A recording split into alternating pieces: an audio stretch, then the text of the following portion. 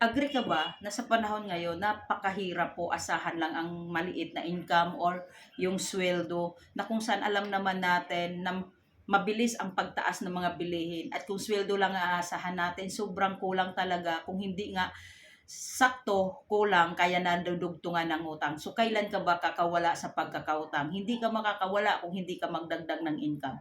Okay? So ang sagot po diyan, extra income or opportunity na kung saan pwedeng magbigay sa iyo ng malaking income. This is Jovelyn Peña Flor, dating mahirap, anak ng mangingisda.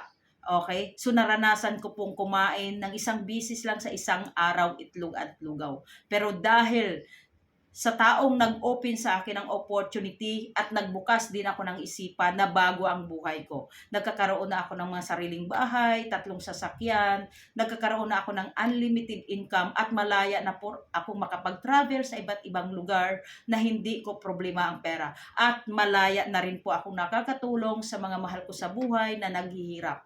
Okay? So, ito lang yung sasabihin ko sa iyo. Kung ikaw yung tipong tao na pagod na sa kahirapan at naghahanap ng extra income.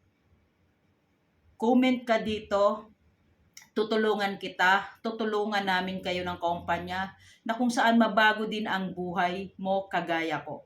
Okay? Dati lang naman akong mahirap pero nagbukas ang isipan at ito na po ako ngayon. So kung willing ka, mag-comment ka kung saan ang location mo para makapag-set tayo ng schedule para sa orientation mo. So doon mo maintindihan kung paano kami kumita ng 30 to 500,000 per month.